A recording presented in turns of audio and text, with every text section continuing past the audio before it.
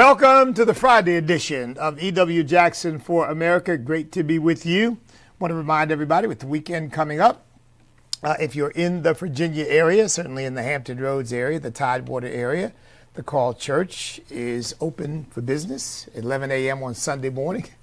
I'm preaching a series of messages that are rooted and grounded in American history this month, because this is Celebrate American History Month. This is what Stan has declared it. I would encourage all of you to get involved in that.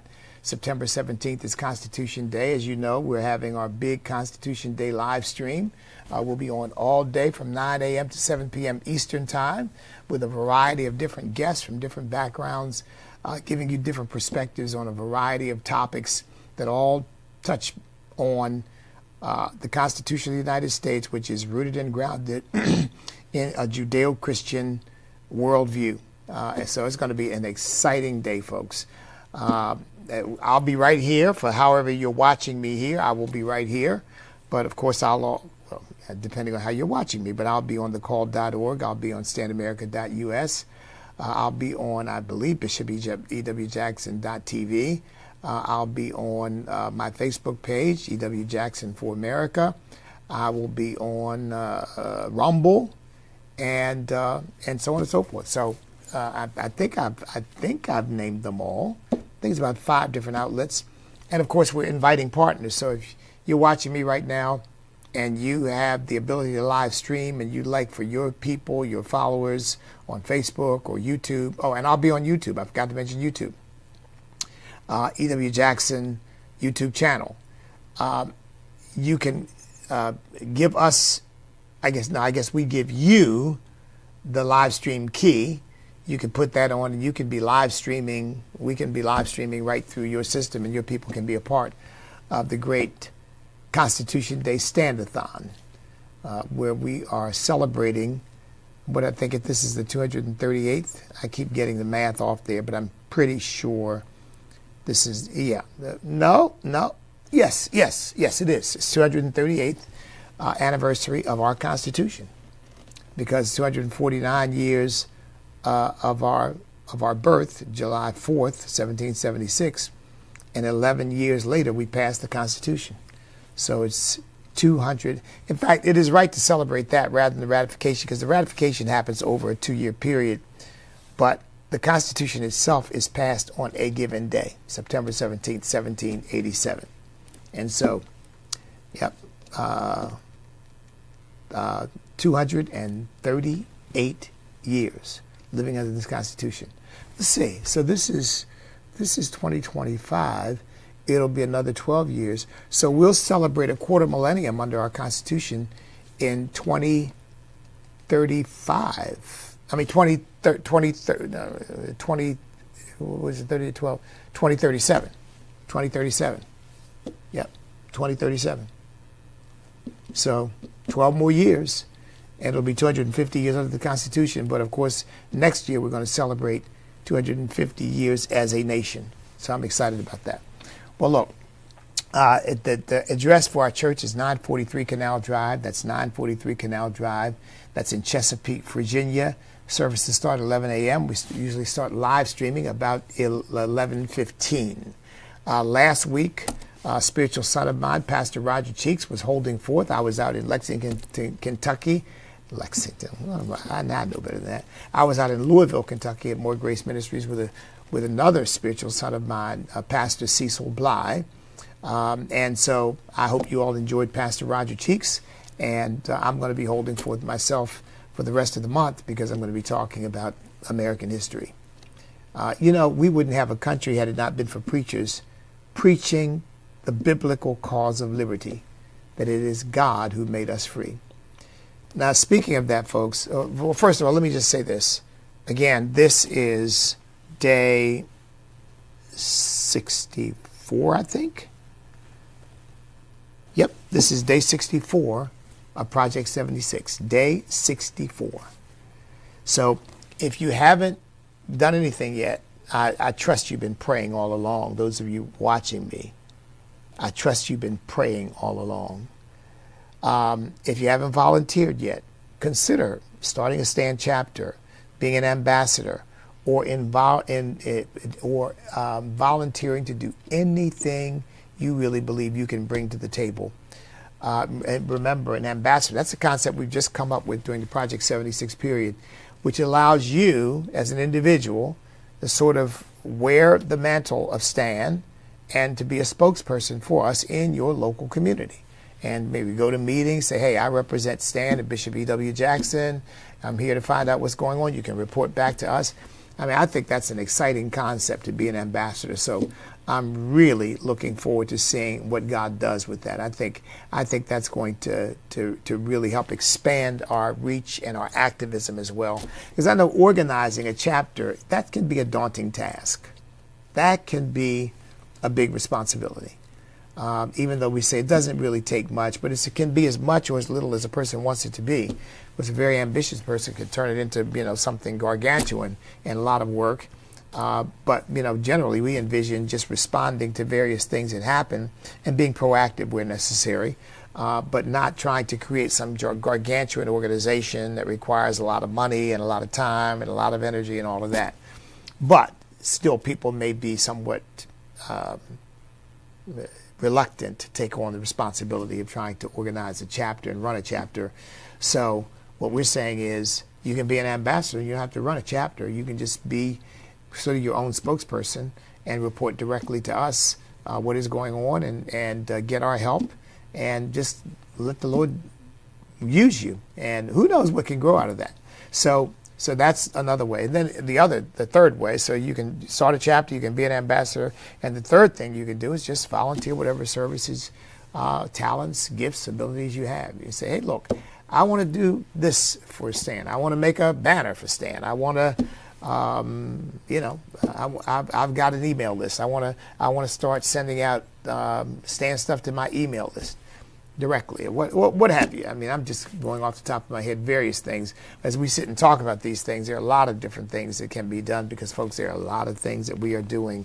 Look, we Constitution Day, celebrate American History Month, celebrate traditional marriage and family month. That's Mother's Day to the end of June. So Mother's Day and Father's Day, and then runs to the end of June. We're talking about the Family Restoration Institute. You may have materials, you may have information, you may have research that you think is really powerful, that you think we can use. Supporting the rule of law, stand with law enforcement. You may be a law enforcement officer, maybe you're a former law enforcement officer, maybe you're retired, and you want to help us. You want to be an ambassador, you want to be a spokesperson. That's very, very big for us, folks. Very, very big. We have Pastor Leon Threet as our senior fellow for law enforcement because he's a former Charlotte, North Carolina police officer and I believe a detective. Supporting our military troops. Stand with our military, guaranteeing educational choice. We've just created a new project, Honor the Flag. Now, we don't plan to spend a lot of time trying to develop a big program around that because it's really more conceptual, but we certainly want to promote the idea that we should honor our flag. And I think I've said I am personally opposed to burning the flag as freedom of speech. I don't believe that. I believe burning the flag is an act. It's an act of destruction. It's an act of incitement, and it's an act that communicates to others that you want to burn the country down. I can't support that. You say anything you want to say, but when you burn the flag, to me, you've gone beyond where the First Amendment allows you to go. That's here again. There are all kinds of ways that people can plug in. See, one of the advantages of STAND is, and it's really a reflection of how God has called me, we're not a one-issue organization. We are pro-life. Make no mistake about it. We are pro-life. We stand for life. But that's not the only issue we contend with, because we are a Judeo-Christian organization, and therefore all issues that we believe impinge upon, oppose, seek to undermine our Judeo-Christian values, we're taking a stand on, and life is the preeminent among them. I'll be speaking at Preborn down in Fort Lauderdale, Florida at the end of this month, not the end of this month, on the 19th. Right, in fact, I'm flying out the day after we finish up Project 76 Standathon. The day after, when I close out the Standathon live stream at 7 p.m. Eastern Time on September 17th, when I close that out, I will be packed and ready to head out the next morning to go to Fort Lauderdale to speak to folks at Preborn. So we are decidedly pro-life. And by the way, pro-life, let me be clear, pro-life from conception, from the moment of conception. We're not, you know, I mean, for us, we're all in. And by the way, we don't believe in the exceptions, because we really believe that the exceptions punish the baby for something that human beings did wrong. And we don't believe that you can ever make that right. Now, when it comes to those real situations, ectopic pregnancies and situations where it is not even possible for the baby to live based on all the scientific and natural information we know, and all that can happen is perhaps for the baby and the mother to die if you don't take action. That to me is an entirely different situation, because that's where you're looking at somebody dying. And the question is it going to be both? Or is it going to be the mother? Or is it going to be the baby?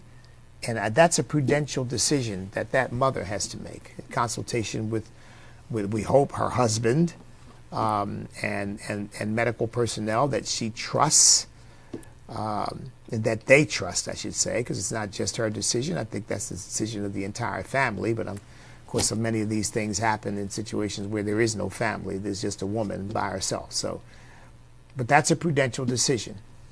But rape and incest, the baby didn't rape anybody. The baby didn't commit any sin. Why is the baby being killed? Why a death penalty for the baby because some human being did something wrong? A real spiritual father for me, James Robison, is a product of rape. And that man has impacted the entire world for Jesus. You mean to tell me it would have been better to kill him in the womb? I mean, come on. You can't justify that. But at any rate, so we are a platform for a variety of different issues. And so we invite you to volunteer. Start a chapter, be an ambassador, or just bring whatever gifts and abilities and talents you think can be of help to us. And then last but certainly not least, we're asking you to give. You know, I'd forgotten, I'd created this chart for giving. I said you can be a Project 76 supporter with $1 a day, a total of $76, a partner for $10 a day for a total of $760, a warrior for $100 a day for $7,600. That's what my wife and I did. You can be an underwriter for $76,000 or more. You can be a founder for $100,000 or more. And you can be an endowment donor for $760,000 or more. An endowment donor. I frankly had not even been talking about those concepts, but I will certainly be talking about them from now on out, because there's so many moving parts here, folks, that sometimes you just can't get it all in. But anything you can do, literally, folks, anything you can do, $1, believe me, has our profound gratitude, because if you give $1, that means you don't have much to give, but you want to let us know you're supporting us. And most people can do better than that, but whatever it is, believe me, we are appreciative. Go to standamerica.us, that's standamerica.us, or you can call us. If you want to give, call 757-375-6444 to give, 757-375-6444. Now, if you want to volunteer, call 757-439-1458. 757-439-1458 if you want to volunteer. You'll speak to our field director, Pastor Marlon Sharp. Okay, well, look, I've got a big issue in fact, I've got a couple of big issues and some minor ones that I'm probably not going to get to. But here's the first big issue that I want to get to. And I've talked about this, this gentleman, this idiot, this fool, and he is a fool. And I don't mean that in just an ad hominem way. I'm talking about this man is a biblical fool. You know, the Bible says the fool has said in his heart there is no God. Well, this man is a straight up fool. He really is. And is a United States Senator, Tim Kaine. I heard that one of the talk show hosts in our area calls him Tiny Tim. I would add Tiny Brain Tim. And the guy graduated from Harvard Law School. I don't know if he's younger than I am. He got there before I got there. I don't know. Or after. I don't know, folks. I do know this. I learned when I got to Harvard Law School, I was one of those people, and you may be one of them, or you may have met them. You know, they're at the top of their class throughout school, or near the top. You know, always one of the top students. And well, that was me. I found out I was, you know, academically gifted and you know, did well academically throughout high school. Had a little brief setback in high school, which I won't go into right now. But nevertheless, and that was in my 10th grade year, got in, you know what, I won't even bother. I won't distract you with that. But let's put it this way. I've said before, I had a terrible temper before I got saved. And in 10th grade, it kind of exploded in a situation with a student and got me into a little trouble. But 11th and 12th grade, right back on the path, you know, mostly A's. Kind of blew my first year in college because I was just not clear what I wanted to do and got distracted and all the 60s nonsense, because my first year in college, I went in 1969, you know. That's the year after Dr. King was assassinated. That's the halcyon 60s. So I joined the Marine Corps, and boy, the Marine Corps really, oh my goodness, I thank God for the Marine Corps. The Marine Corps really matured me, kind of gave me vision and focus. When I got into the Marine Corps, boy, I knew I wanted to be a lawyer. I wasn't saved, but I knew I wanted to be a lawyer. So that really, so when I went back to college, once again, academic achiever, summa cum laude, Phi Beta Kappa Chi, Harvard Law School. I said all that to say I was accustomed to being kind of one of, if not the, academic star in a classroom. Again, not always the top person or the only person, but you know, I was always one of the standouts because I just, and by the way, this stuff it wasn't like I didn't have to work. I had to work, but I was a disciplined person, and the Marine Corps really made me more disciplined. So when I came out of the Marine Corps, man, nobody had to tell me to study. Nobody had to tell me. It was like, get her done. Take that hill. You don't make excuses. I mean, my father instilled that in me, boy, but the Marine Corps just really drove it home. And it was, I got in the Marine Corps, you tell me what I can't do. Are you crazy? So I was accustomed to being around, you know, I mean, to being the standout. When I got to Harvard Law School, one of the first things I noticed was, boy, I was no longer the standout, because everybody there had done well academically, or at least everybody I met. I think the first year, as I recall, I knew two people. I didn't know them well. I knew them in passing. Two people who failed out the first year, because they say that's rare, because everybody who comes there has already proven themselves academically, and generally speaking, they don't have any trouble doing well, or at the very least getting the gentleman's B. But I realized right away, boy, I'm not the only one with the answers now. I'm not the only one who's studied hard now.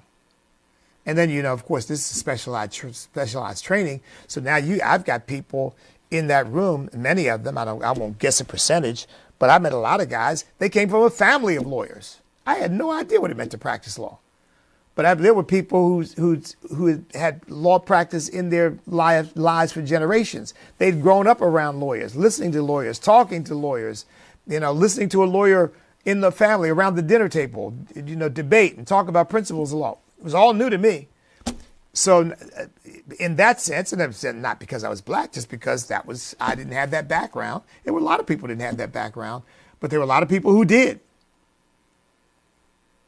I cannot imagine Tim Kaine being a standout in that class, or being a person who you look at and say, yeah, boy, he's got it. Yeah, he's a very bright guy. I don't know how in the world this man got into Harvard Law School. I don't. Because at that time, you really did have to be, or at least, unless you were legacy. I don't know what the standard was if you were legacy. In other words, if your daddy graduated from Harvard Law School or your mommy graduated from Harvard Law School, I don't know what the standard was to get you in. My guess is that they would make some accommodation. But for the average student, you had to be a straight A student, you had to do well on the LSATs, and you had to be outstanding in other ways because you were competing with a bunch of people who had that. So you also had to have something else that was outstanding about you, about your character, about your achievements, about your accomplishments, and so forth. Well, I was different. I was a Marine Corps veteran at that point, right? Most of the students in there hadn't been in the Marine Corps. Most of them hadn't served in the military. So that made me unique. And then, of course, my background was somewhat unique, foster care and all that. So, because they're looking for, you got a bunch of A students and a bunch of top LSAT performers. Well, now you got to look at, okay, well, what distinguishes these people? What makes one different than another? And so I'm not talking about, well, you got academic achievers with straight A's, you got top performers with LSATs in the LSATs, and then you got black students and Hispanic students and women or this, that, and the other, and they haven't done as well. They're not academic achievers, or at least they're not A students, but they might be B+ students. They didn't do that well on the LSATs, but we can squeeze them in. No, I'm not talking about that. I'm talking about people, all of whom are top achievers. So what makes them different? You can let them all in, but you don't have enough spots to let them all in. So who do you let in? And that's where I think it's appropriate to look at, okay, what's this person been through? Is this person handicapped and had to overcome a deficit that these other high achievers haven't had to confront? Or is this person like me? Wow, more mature, already has a family, came out of poverty and foster care and all of that. And yet, academic achiever, great LSAT scores, and so forth. I can't imagine Tim Kaine fitting into that high achiever status because the man's a dunce. Now, look, I don't know whether I'm going to be able to pull this off, but I'm going to try to show you something. This is very low tech because I've been postponing because I shouldn't say postponing. Let's put it this way. I want to do some other things with this program that I haven't gotten to because I'm just so busy doing the things I already do. Now, once we get through September 17th, I'm going to turn my attention to enhancing this program. I want to be able to do call-ins. I want those of you watching right now, I want you to be able to call me if you choose to. I want to be able to communicate with people more. I want more of a two-way communication, at least for part of the program, maybe for the last 10, 15 minutes of the program. I want to hear what you've got to say or any questions that you might have. I also want to be able to play videos and put slides up and put things up that I want you to be able to see, not just, the whole time looking at me talking. So I got to thinking about this video that my wife showed me yesterday that I had not seen for some reason about Tim Kaine. Now, again, I don't know whether this is going to work or not because I've got two cameras right now. I've got my Instagram camera and I've got my other live stream venues camera. And I don't know whether this is going to work, whether it's going to work for all of you to see it. And I hope it will work for all of you to hear it. But I want you to listen to this, and then I'm going to respond to it. The notion that rights don't come from laws and don't come from the government, but come from the creator, that's what the Iranian government believes. So the statement that our rights do not come from our laws or our governments is extremely troubling. So Senator Kaine said in this hearing that he found it a radical and dangerous notion that you would say our rights came from God and not from government. I just walked into the hearing as he was saying that, and I almost fell out of my chair. Because that radical and dangerous notion, in his words, is literally the founding principle upon which the United States of America was created. And if you do not believe me, and you made reference to this, Mr. Barnes, then you can believe perhaps the most prominent Virginian to ever serve, Thomas Jefferson, who wrote in the Declaration of Independence, "We hold these truths to be self-evident, that all men are created equal, and that they are endowed by their Creator, not by government, not by the Democratic National Committee, but by God." Why don't you believe that white privilege exists? I just want to get your understanding first, and then... Okay. Now, folks, what in the world? I mean, I told you when I graduated from that at Harvard Law School, we were never required to read the Constitution. Well, we weren't required to read the Declaration of Independence either. It was considered to be irrelevant. We were only required to read what judges and what law review authors said about the Constitution and about various principles of the Constitution. Okay, what they said about due process and the various articles of the Constitution and the Bill of Rights. Not read the Constitution, but what people said about the Constitution. Has Tim Kaine not read the Declaration?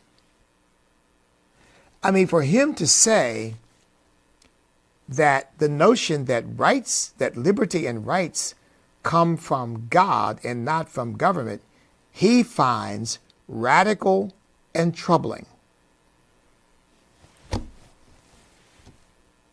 You know, when I first saw that, now look, don't get me wrong, I'm not surprised because I think that's what these Democrats think. I think that's what the Democrat Party thinks. But I questioned whether that was authentic because I thought he wouldn't be dumb enough to say that. Knowing what the Declaration says, he wouldn't be dumb enough to say that. But it is authentic. He actually did say that. But you know what? I heard Rick Green say the same thing. He was giving a speech at a conference I was on, and Rick Green said he asked a leftist in a discussion one time, "What do you all mean by Christian nationalism? What does that mean?" He said, "Because I don't know what, I'm a Christian, I love my country, but I don't know what Christian nationalism is supposed to mean." And the guy said to him, "It means you all believe that rights and liberty come from God. And we have a problem with that." So folks, let's be clear about something. What that means is they have a problem with the founding of the country. Y'all get that? They have a problem with the founding of the country. Again, I've said this many times.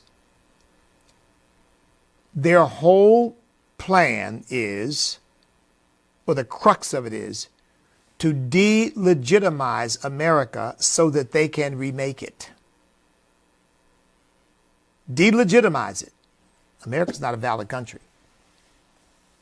Oh, the Declaration. We all know rights don't come from God. We know liberty doesn't come from God. That's a troubling notion. That's a radical notion. And by the way, we know we can discount it because it was said by people who owned slaves. So we don't have to believe anything they said. No, rights and liberties come from government. And we will tell you what rights and liberties you have. If you want to know, just ask us. We don't need any omniscient, omnipotent, omnipresent creator to tell us, because we are God enough for the task. Now, folks, that's what they believe. And of course, that remaking is a Marxist vision. I mean, remember, Tim Kaine is also the guy. I'm going to find the clip too and show this on Constitution Day. I'm going to show this clip on Constitution Day too, but I hope in a much more professional way. So you all bear with me, forgive me. So like I said, it's low tech, but I think I could hear it well, and I hope that all of you could as well. Because, again, just Tim Kaine also said, America didn't inherit slavery. America invented it.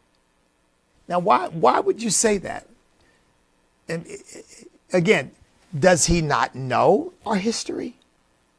Does he not know that slavery existed in Great Britain and that most of our early settlers, the ones who ultimately prevailed over the French and the Spanish, were from Great Britain? Does he not know that?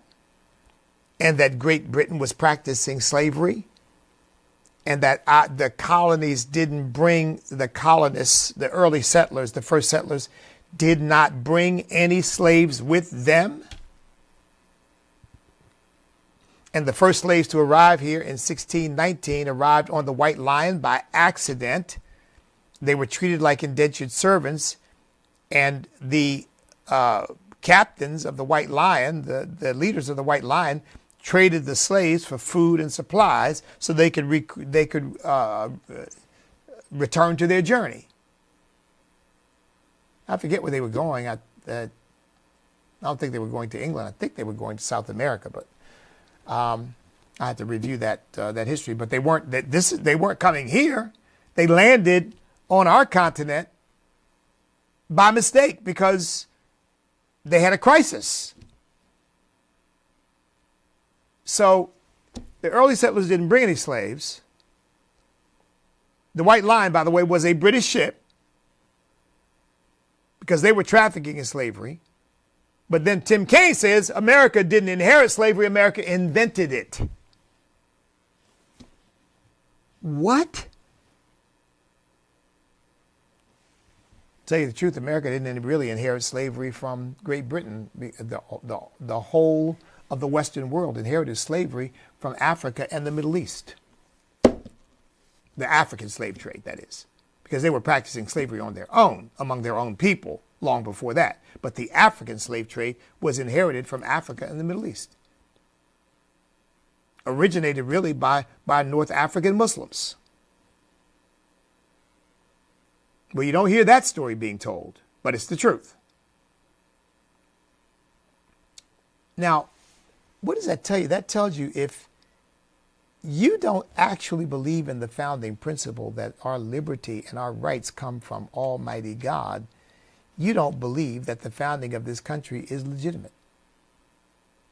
You can't. It's like at the Democrat meeting that they had recently. They acknowledged that they were on stolen land. What? So America was built. So the founding is not legitimate. America was built on slavery. America exists on stolen land. America is not legitimate. We got to remake America in the image of BIPOCs, black and indigenous people. Again, whatever that means. No, black and indigenous people of color. That's the OC. BIPOC, black and indigenous. You got to remake America. So, in other words, you got to turn America into a racial socialist state. That's really what they're saying. Boy, that is right off the Holy Ghost presses, because, I've never said that before, but that's exactly what they're trying to do. They're trying to remake America into a racial socialist state, or a racial communist state, if you will. A racial Marxist state. That's really what they're up to. And you can't do it with our founding documents. You gotta get rid of those. You gotta undo those.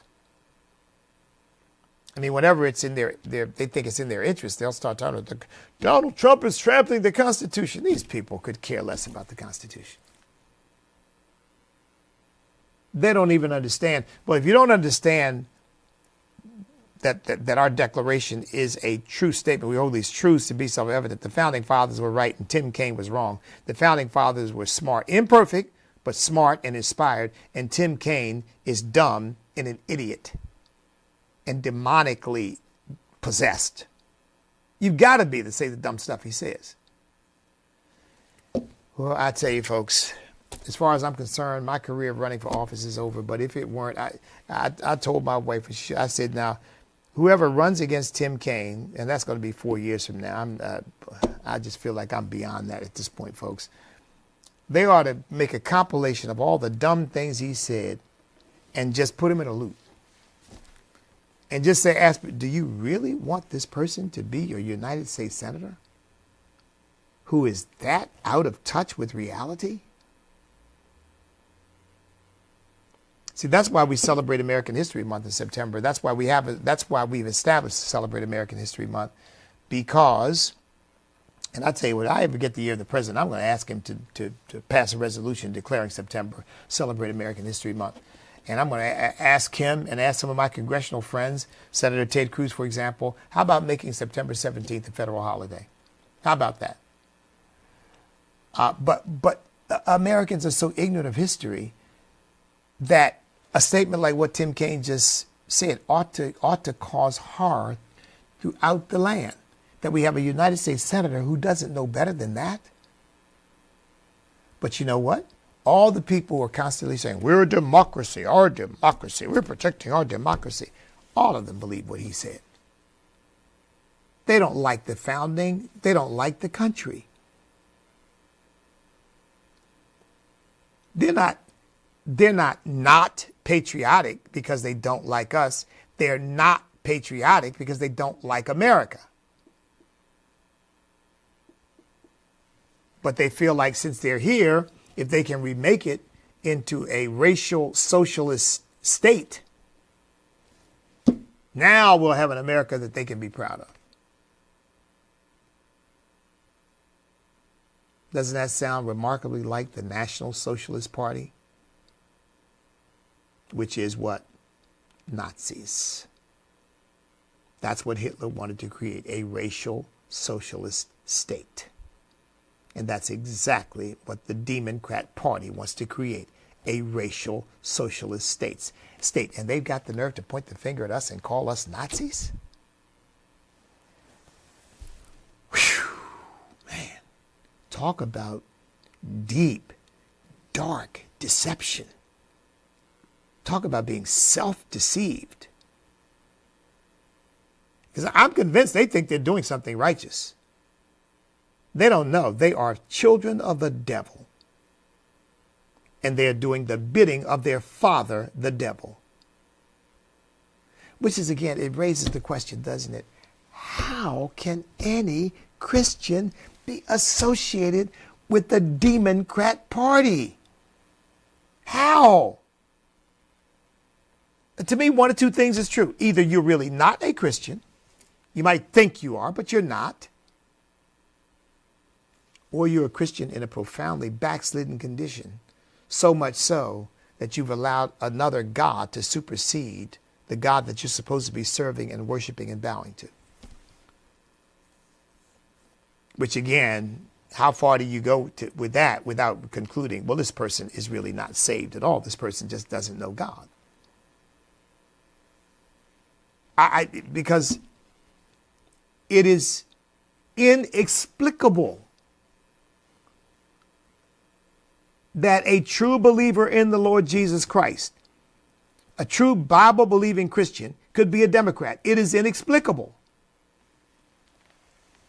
I mean, my goodness, I hadn't been saved a year, maybe longer than that. Because once I got politically active, that's when it wasn't until I got politically active. So actually, I take that back. Now, it was 4 or 5 years. It wasn't until I became politically active that I started realizing that there was a major conflict between the views of the Democrat Party and my views as a Christian.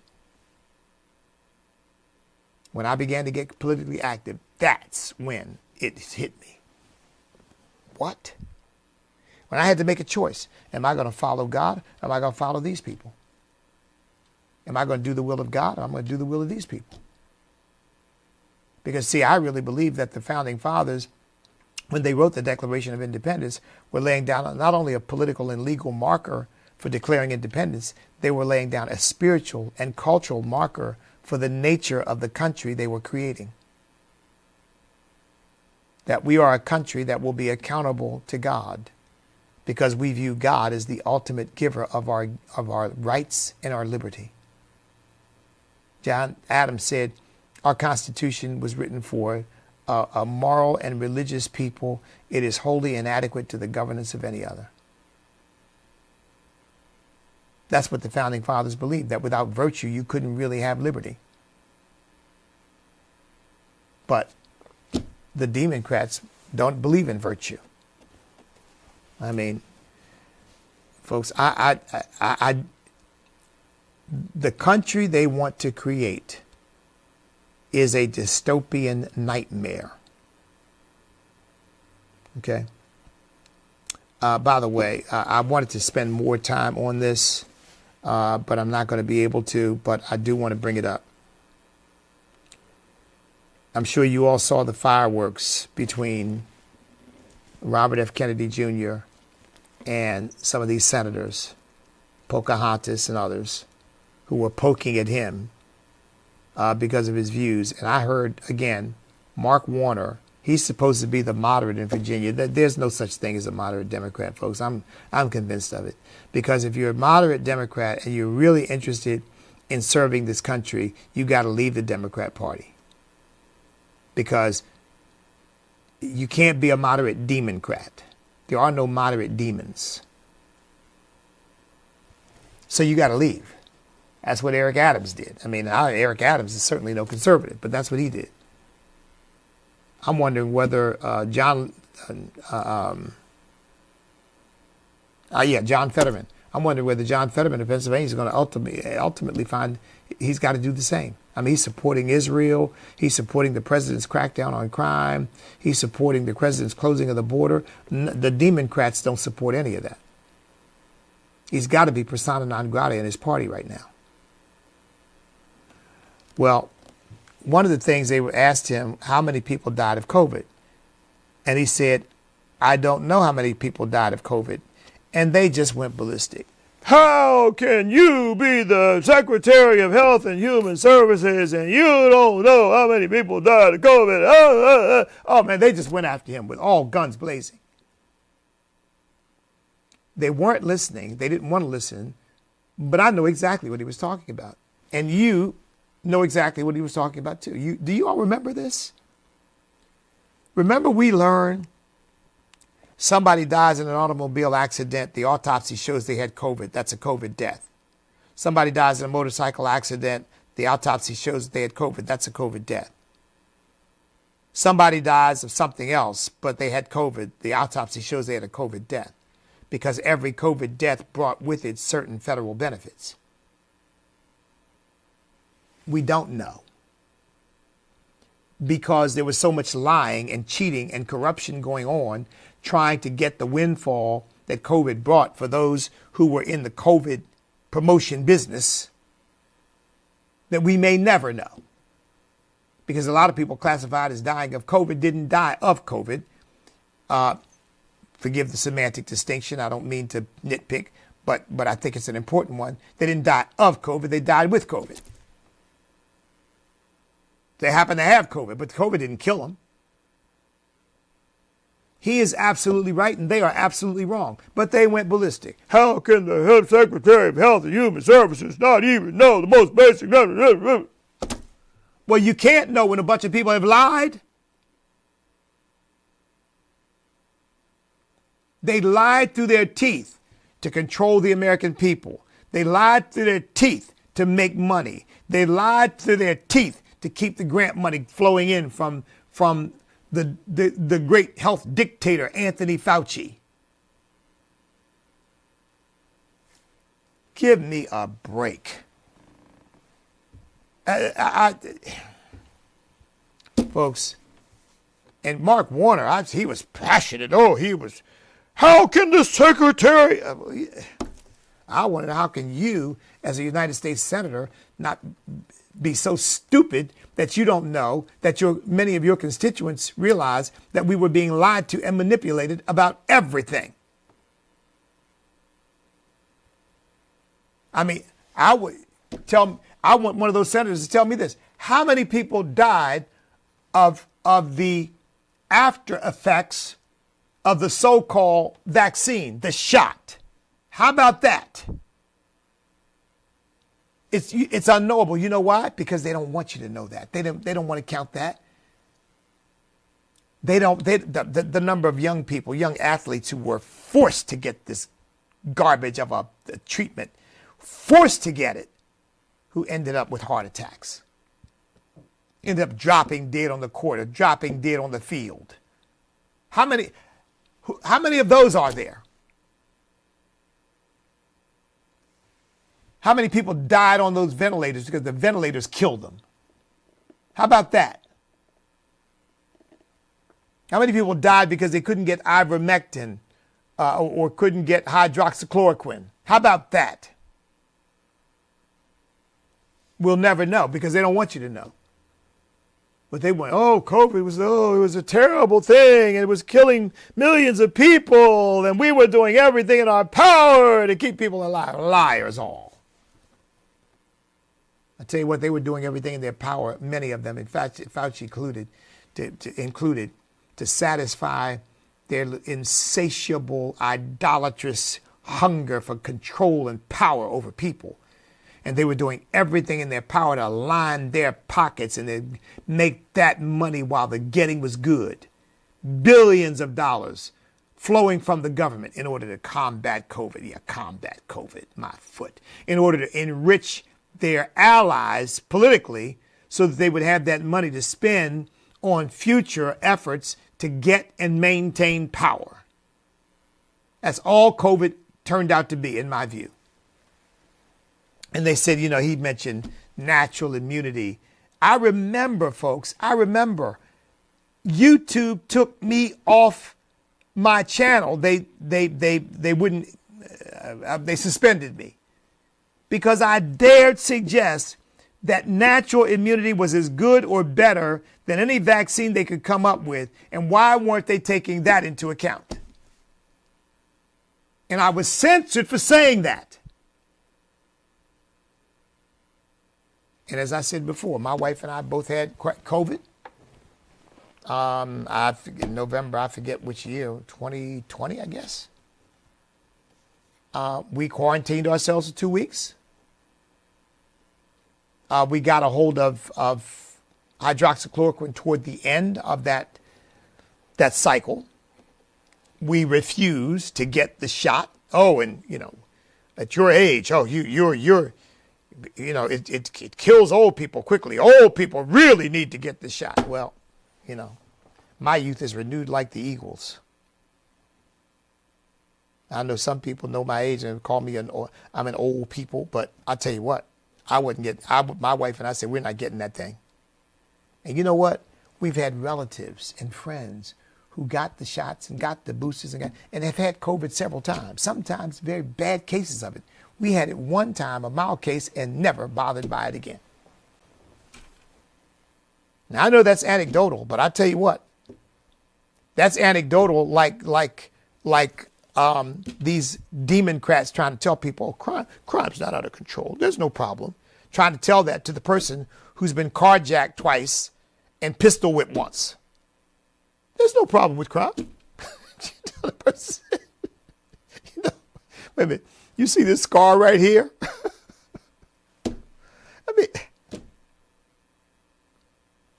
So, God bless RFK Jr. I don't care what his family thinks. They can disown him if they want. But he's right. He's absolutely right. Certainly about this. And again, I'm not going to give a blanket endorsement of everything he says and does because I haven't studied that closely. I'll tell you what, though, he's on the right track. I've always said America does not have a health care system. We have a sick care system. We don't have a health care system. We have a sick care system. We don't try to make people healthy so that there is less disease and less need for medication, because the whole healthcare industry is driven by the need to sell people stuff to get them well. Well, what better way to do that than to make sure they're sick? Now, I don't mean to be conspiratorial about that, but come on, we know that's the game. You know, you take a pill for this, and then you take a pill to offset the effects of that pill. Then you need a pill to offset the effects of that pill. I mean, it's a never-ending cycle.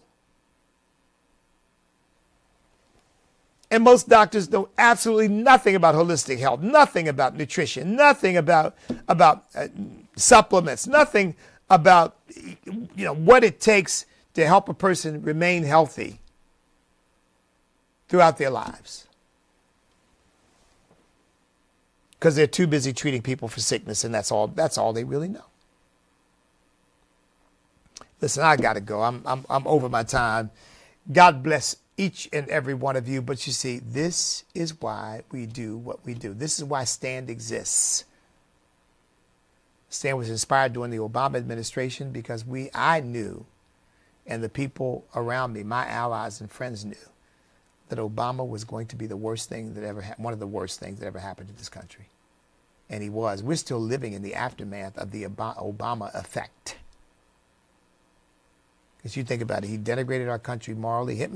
Put him and Bill Clinton in the same two peas in a pod. He gave us same-sex marriage.